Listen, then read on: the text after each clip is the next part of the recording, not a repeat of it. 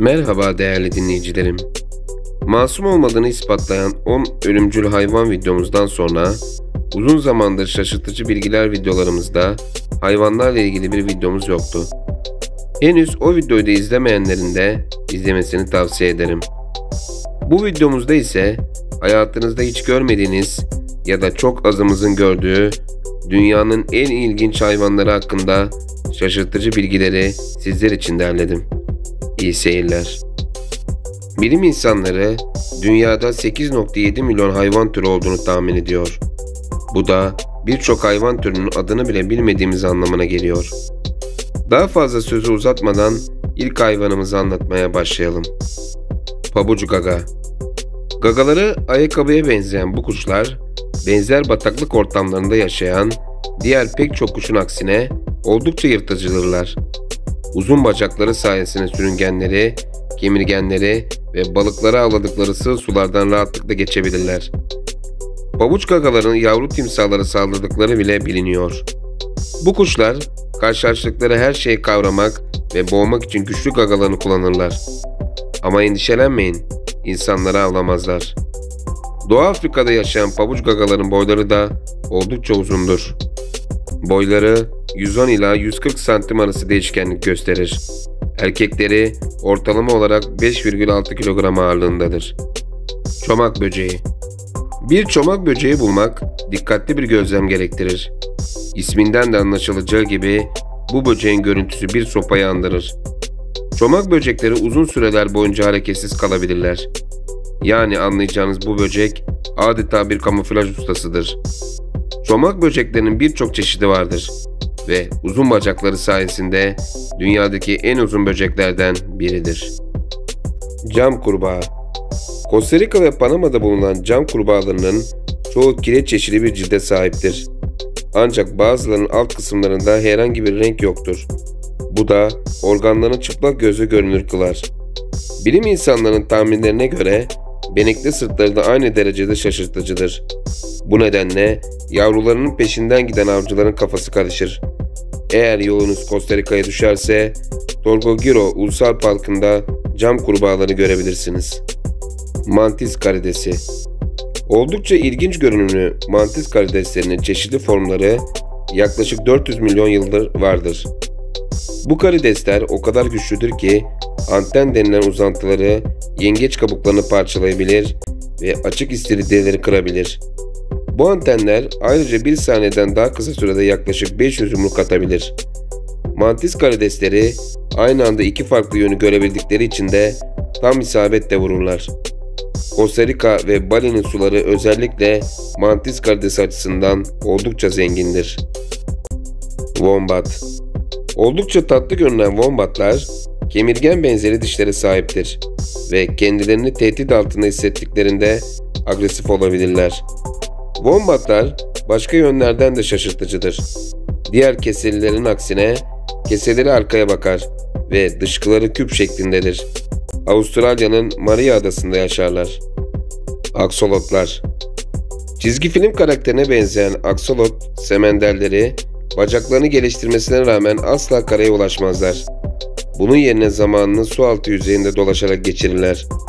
Bu Pokemon benzeri balıklar kremsi beyazdan zeytin rengine kadar değişen renklerde olabilirler.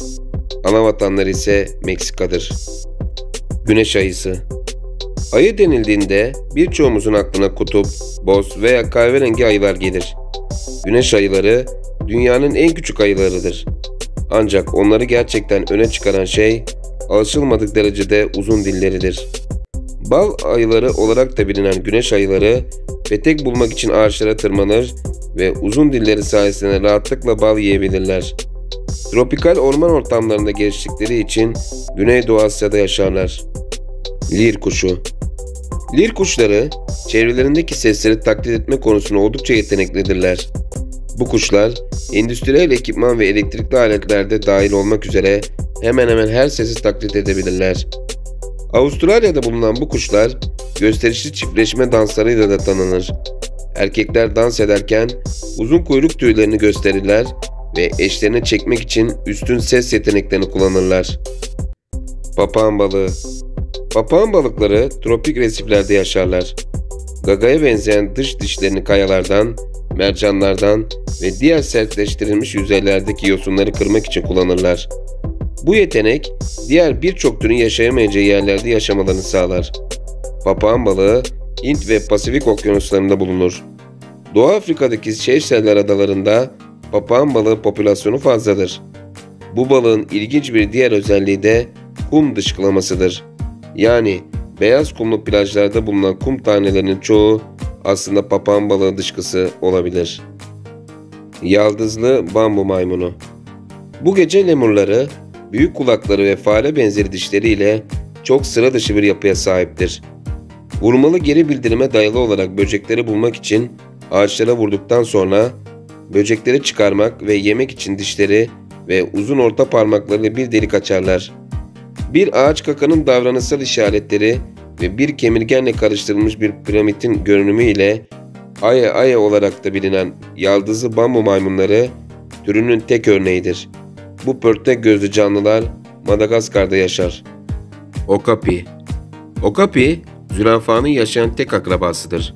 Ancak arka ve ön ayaklarında zebranın ayırt edici siyah beyaz işaretlerine sahiptir. Nesli tükenmekte olan bu hayvan 1900'e kadar keşfedilmemiş, Okapilerin Demokratik Kongo Cumhuriyeti'ndeki Utiri ormanında yaşadıkları biliniyor. Burma boynuzlu keçi. Bu egzotik yaban keçisi aynı zamanda vida boynuzlu keçi olarak da bilinir. Pakistan, Afganistan, Türkmenistan, Himalayalar ve Özbekistan dağlarında bu türe rastlanır. Koruma çabaları sayesinde burma boynuzlu keçilerin sayıları %20 arttı ve artık tehlike altındakiler listesinde değiller. Bayılan keçi. Miyonetik keçiler olarak da adlandırılan bu evcil hayvanlar herhangi bir korkuya dayalı duruma karşı çok garip bir kas refleksine sahiptir. Korktuklarında kasları tamamen sertleşir ve bayılırlar. Ancak bu durum acılı bir süreç değildir. Bayılmalarının sebebi nadir bir genetik bozukluktur ve bayıldıktan 10-20 saniye sonrasında normale dönerler. Uçamayan karabatak. Dünyada 29 karabatak türü vardır. Ancak doğrudan uçamayan karabatak olarak adlandırılan bir türü uçmak için gerekenin 1/3 büyüklüğündeki kanatlara sahiptir ve uçamaz. Uçamayan karabatağın ana vatanı Galapagos adalarıdır. Genellikle su kenarında veya üzerinde gruplar halinde dolaşırlar. Kırmızı dudaklı yarasa balığı. Garip Galapagos hayvanlarından bahsetmişken kırmızı dudaklı yarasa balığından da söz etmek gerekiyor. Balığın bilimsel adının ikinci kısmı olan Ocypelus darwin'i Galapagos ziyaret ederken evrim kuramı üzerinde çalışan Charles Darwin'e bir ithaftır. Galapagos'a özgü olan bu balık okyanus tabanında yaşar ve kırmızı dudaklarıyla bilinir. Meksika köstebek kertenkelesi. Meksika köstebek kertenkelesi ilk bakışta büyük bir solucanla karıştırılabilir. Ancak daha yakından incelendiğinde uzun, yivli gövdesinin 5 parmaklı kısa bacaklara bağlı olduğunu fark edebilirsiniz. Bu tuhaf görünümlü 5 parmaklı kertenkeleler Meksika'nın Baja Yarımadası'nda yaşarlar. Saiga antilopu. Büyük ve alışılmadık bir burnu olan saiga antiloplarından en az görünüşleri kadar ilginç bir hikayesi var. 2015 yılında Kazakistan'ın merkezinde birkaç gün içerisinde yaklaşık 200.000 tane saiga antilopu toplu olarak öldü. Ölümün burunlarındaki kitlesel bir bakteriyel enfeksiyonundan kaynaklandığını keşfetmek için yıllarca araştırma yapılması gerekti. Toplu ölümleri habitat kaybı ve avlanma sebebiyle saiga antilopunun türü tehlike altındadır. Ancak yine de Rusya, Kazakistan ve Batı Moğolistan'da bu antiloplara rastlayabilirsiniz. Uzun gerdanlı şemsiye kuşları. Bu kuşların erkekleri boyunlarından uzanan uzun gerdanlarla oldukça ilginç türlerdir. Daha da şaşırtıcı olanı uçuş sırasında veya hareketsiz otururken gerdanlarını kontrol edebilir, geri çekebilir ve uzatabilirler. Bu gerdanlar dişi kuşlara kur yapmak dışında başka bir amaca hizmet etmezler. Bu kuşlar Ekvador'un bazı bölgelerinde ve Güneybatı Kolombiya'da bulunurlar. Tembel hayvan koala. Hüzünlü gözleri, sık sık gülen ağızları, minik kulakları, küt kuyrukları ve başlarını 360 derece çevirebilme yetenekleriyle tembel hayvanlar hayvanlar aleminin en belirgin görünümlü canlılar arasındadır. Uyuşukluklarıyla ünlüdürler.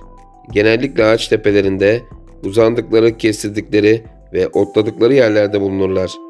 Çok az hareket ederler ve hareket ettiklerinde bu çok yavaş bir süreçtir. O kadar tembellerdir ki haftada sadece bir kez dışkılarlar. Bu hayvanların tembelliği aslında iyi bir savunma mekanizmasıdır. Tembel hayvanlar çevreye uyum sağlamada o kadar iyidir ki yırtıcılar çoğu zaman onların varlığını fark etmeden yanından geçerler. 2 parmaklı veya 3 parmaklı olabilen hayvanlar Orta ve Güney Amerika'da bulunur. Paku balığı.